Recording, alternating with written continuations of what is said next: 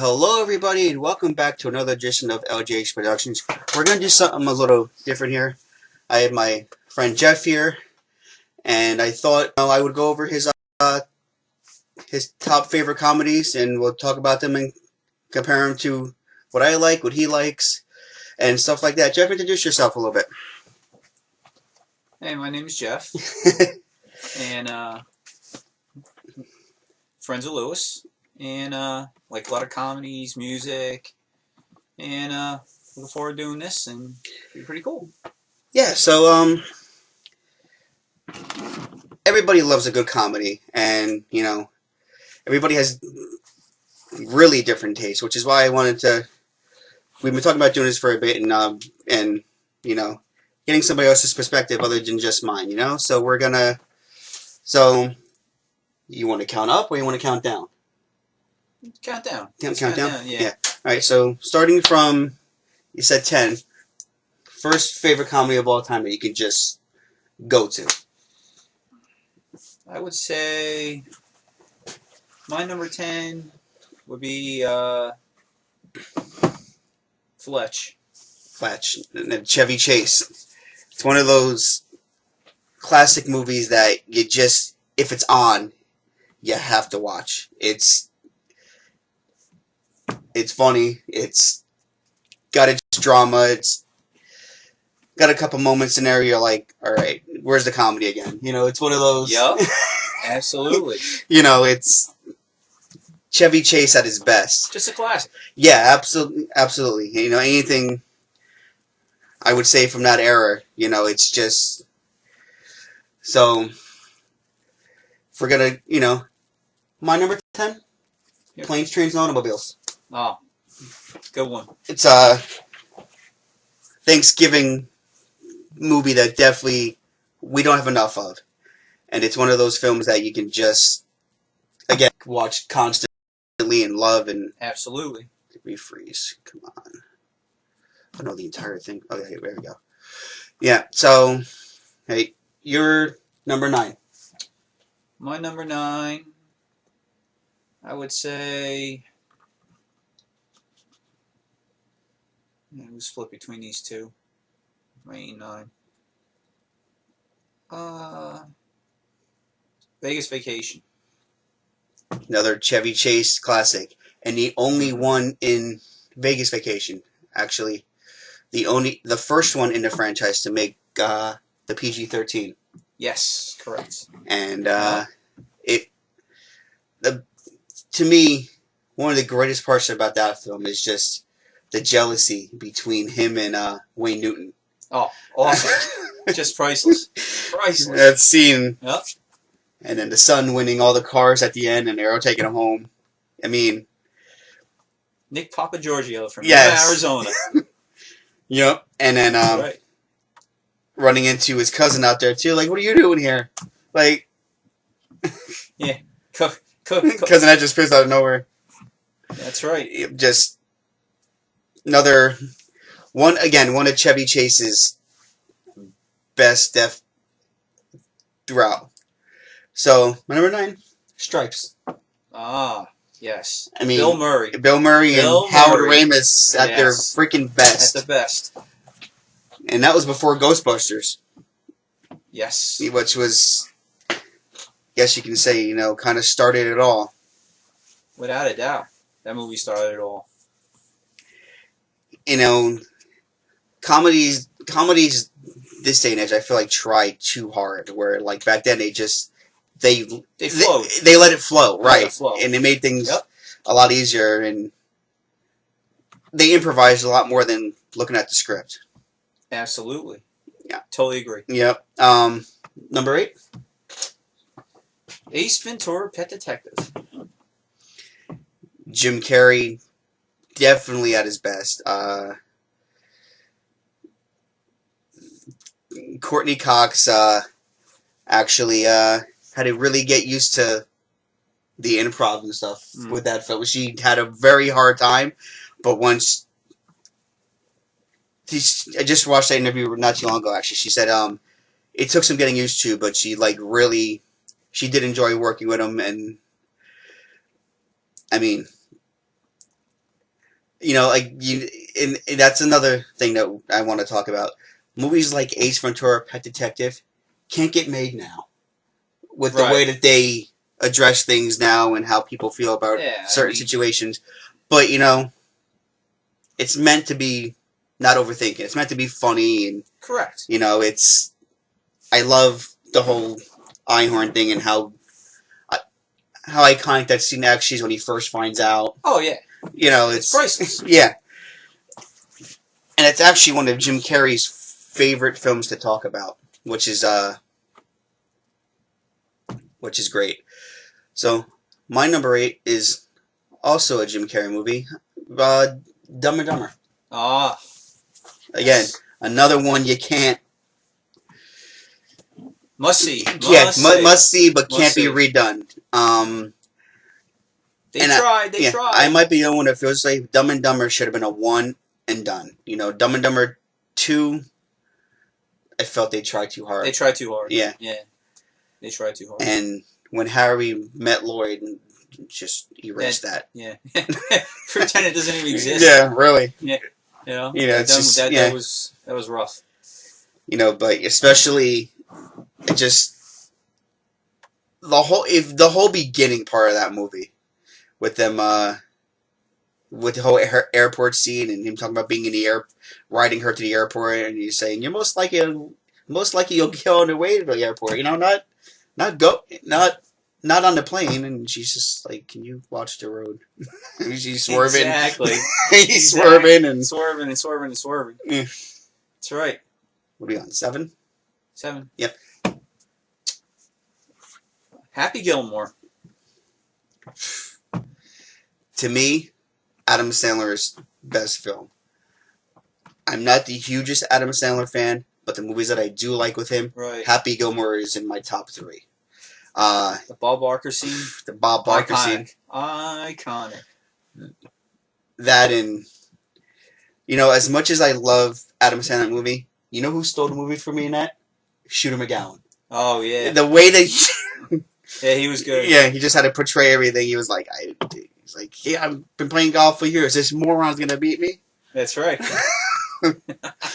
Hitting the ball with the What a hockey stick. with the hockey stick. What a hockey stick. Yep. Just it's one of those. It's definitely one of those films that if you haven't seen, you got it. And I'm not gonna lie, I would go and play brother with. I go to play golf with my brother, and he'd go to swing. I go, jackass. He goes, come on, man. It's Awesome. Yeah, you got it. My number 7. Let's go. Know what? I'll continue here. The original Ghostbusters. Ah. Yes. It was a film that Dan Aykroyd wrote, took a chance on. Wasn't sure if it would go the direction that it went, and it turned out to be one of the greatest, if not one of the greatest comedies of all time. Without a doubt. And Without a doubt. Bill Murray did so much improv in that movie. I own a 4K Blu-ray, and I was watching the features on that, and they were talking about a couple of things, and what I didn't know was the whole scene where, you know, they're talking about Peck and stuff like that, and, you know, Dan Aykroyd says, you know, everything was fine until Dickless here did this, and he says, is this true? Bill Murray was supposed to go, yeah, it's true, but, you know, Bill Murray, yes, it's true, this man has no dad. They said that actor the reaction was kind of real, they said, Right. with that scene, which, you know, but, you know, that's what makes comedy. You know, you can't just, like we were just saying before, you can follow a script, but it's the throwaway line that makes people the best. Absolutely. 6. My number 6.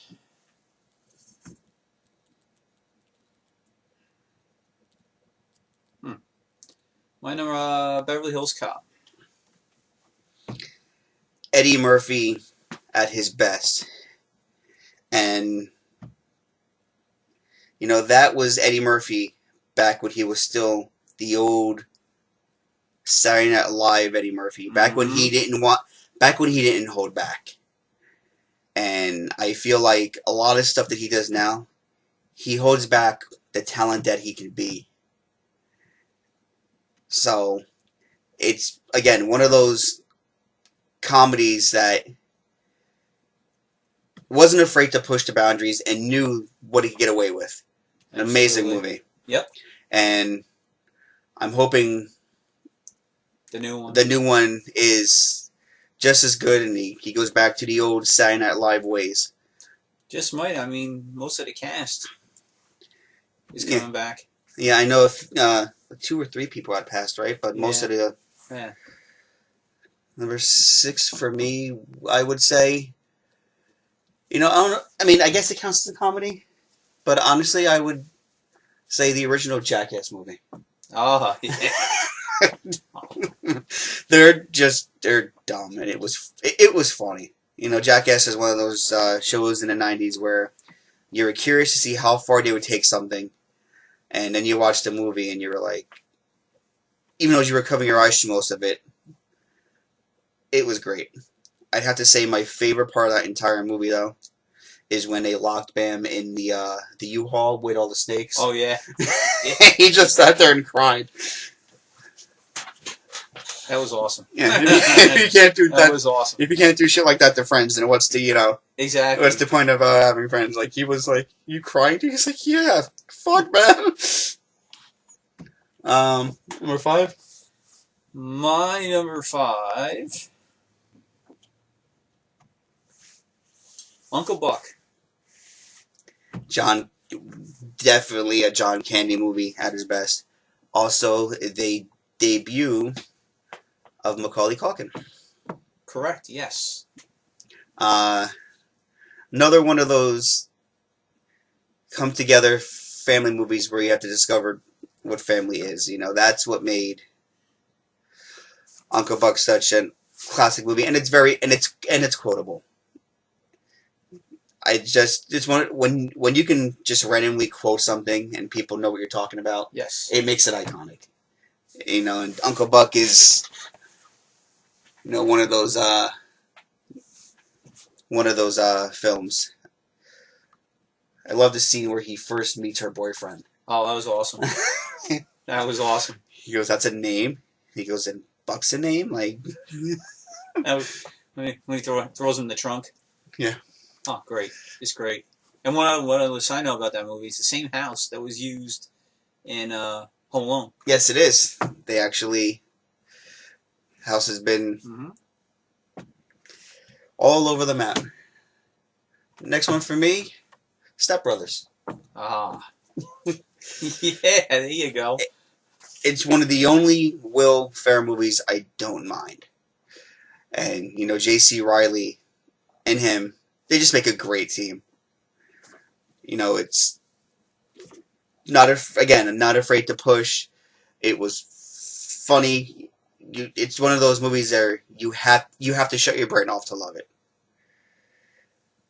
And yeah, it's quotable. The whole drum scene alone. You're like, "Did you touch my drum set?" It's like, "No, I've been over here." "No, you weren't. You weren't watching Cops. It goes on at 3:00. It is 2:30.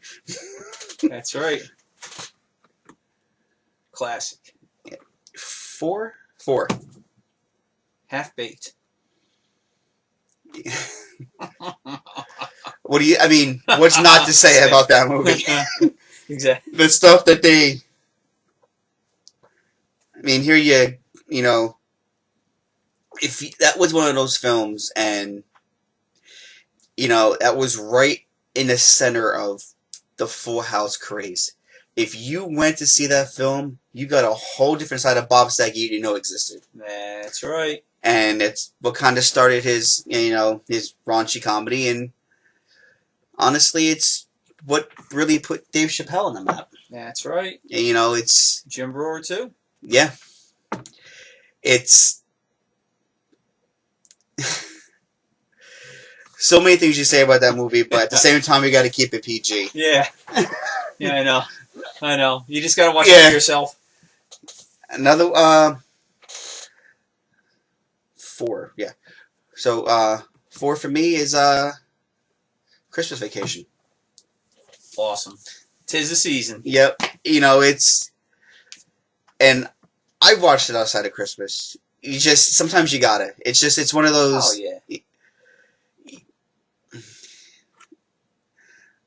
The best parts of those movies are of that movie, I should say, is just the whole neighbor. Like, I think everybody has that neighbor that just doesn't like anything, Correct. and I love that whole scene where he's just like, he brings home the Christmas tree and he's chopping it down, and he says, "Where are you gonna put a tree that big? You know, bend over and I'll show you." You can't talk to me like that. I wasn't talking to you. And the look on Dreyfus's face. Uh-huh. It's just, It's priceless. yeah. Oh, yeah. And then when he's going through all the lights, and he says to his son, "We checked all the lights, right?" He goes, "Yeah, we checked them all." And he's going through them, and he goes, "Why don't you check them more time?" He goes, "No, I'm gonna go in and feed the dog. I gotta talk to the cat." He's saying everything, you know, That's right. everything possible not to do it, because I know when my dad used to put the Christmas stuff up and the light thing. I know I've been there. Yeah. You know, like, I don't want to check any of the lights. I'm good. Probably why I have lasers on my house now as opposed to lights. There you go. I'm not going up on the roof and stapling my, because that would be me. I would staple my entire fleece to the roof. Where's Lewis? Why's Lewis just hanging off the side? You know? Number 3, right? 3, yes. My number 3. Go ahead. My number 3 be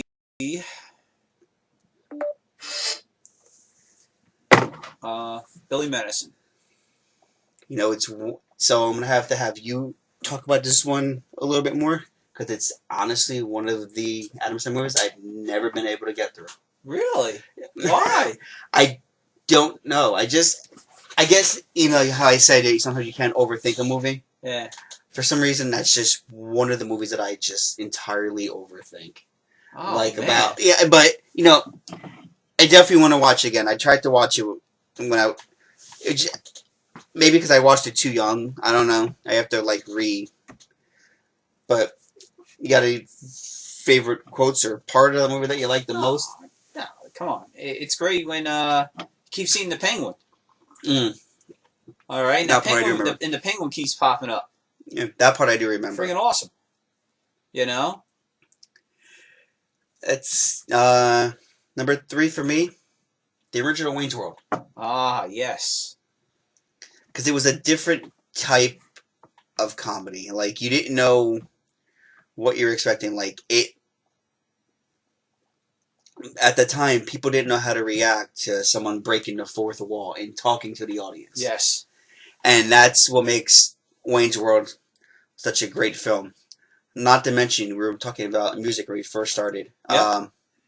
One of the best soundtracks Oh, without that. of any comedy probably of any movie that you can name. Especially when they're doing the Bohemian Rhapsody scene in the car when he picked up the drunk friend. It's just iconic, I guess is the word I'm looking for. It's one of those movies that you gotta just see. Your number 2? Actually, my number 2 is your number 3. Wayne's World.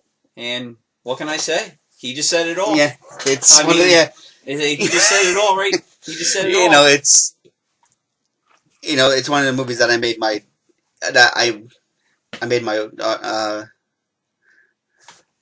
my wife watched recently, and she was just like, she's like, we watched this as we liked this as kids. It's like, but she's like, I get it. She goes, it's just Heck, Rob Lowe was Rob so good. Lowe was he was awesome.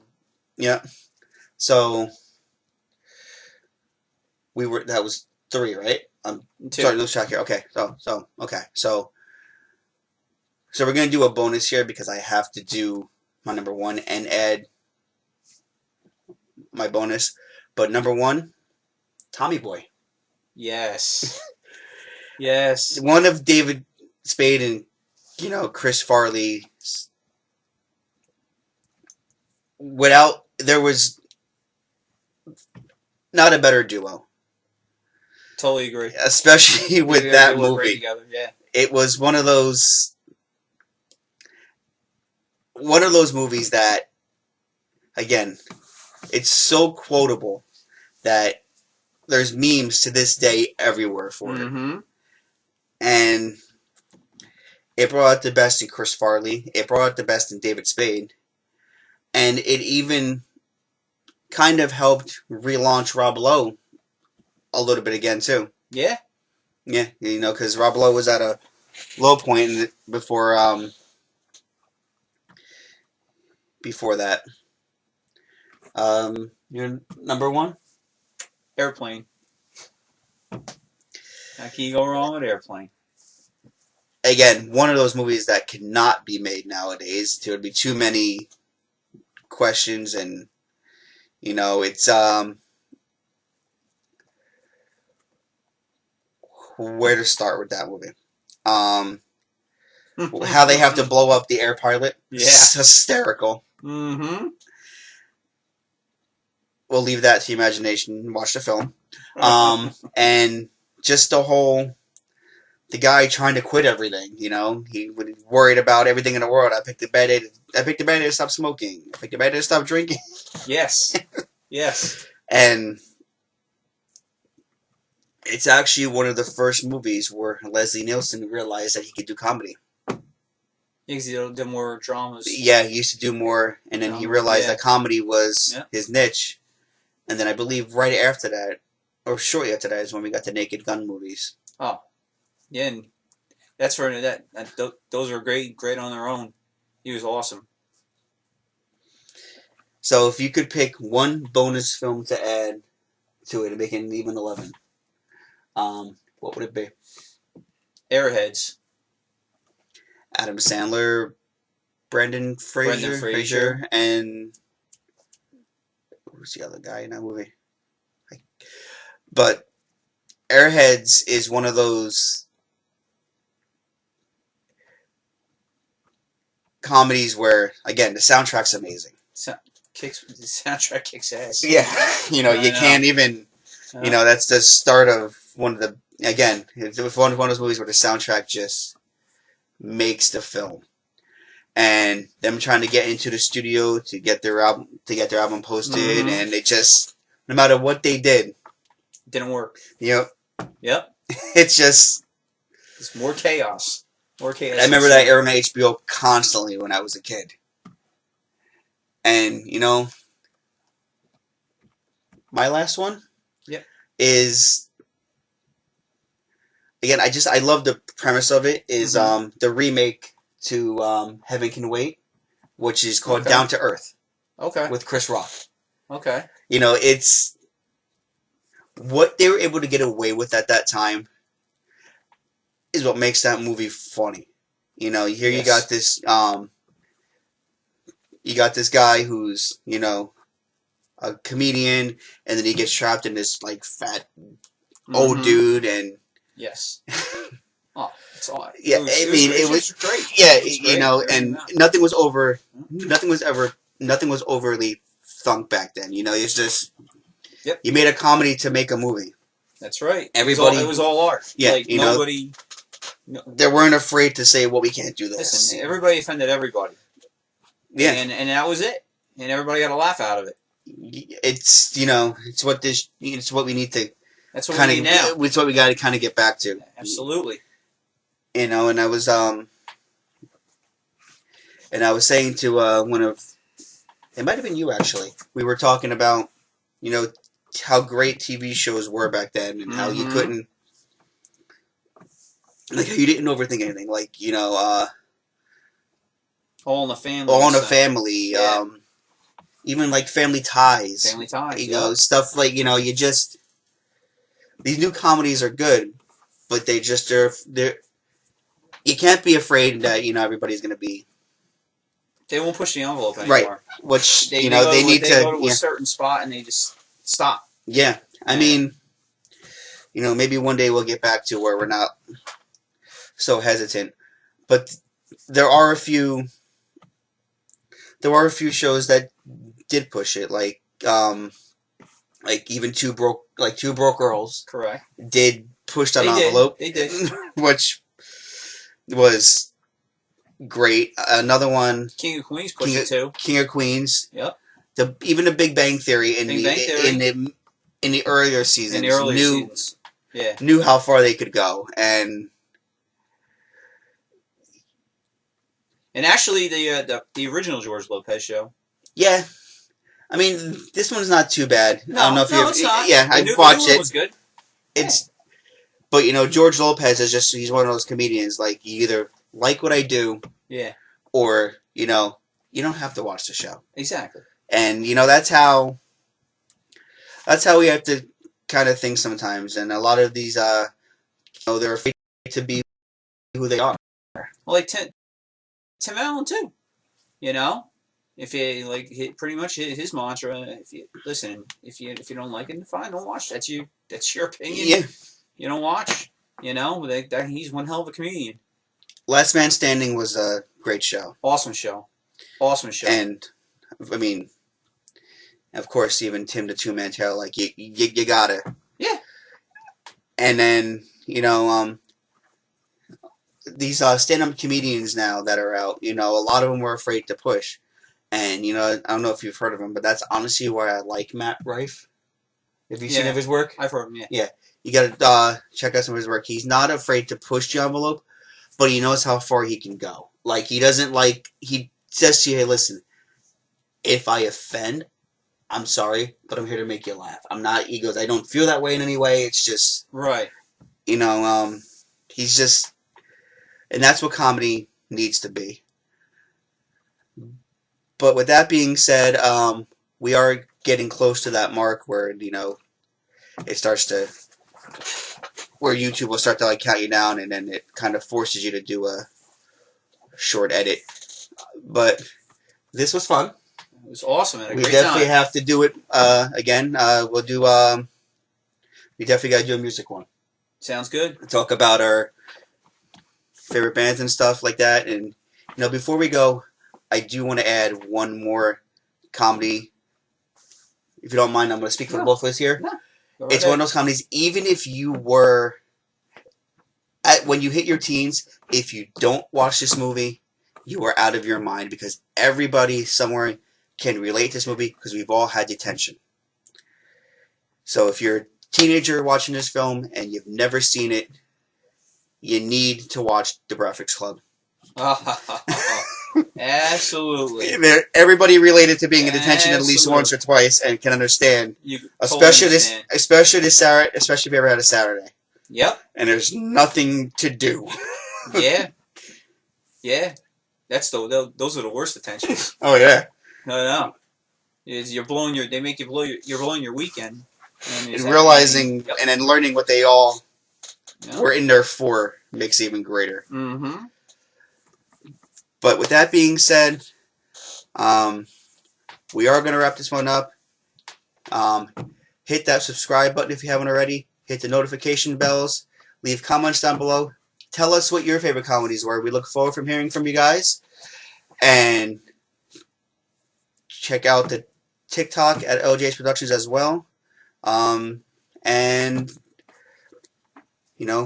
as I always say, as they say in the movies, cue the lights.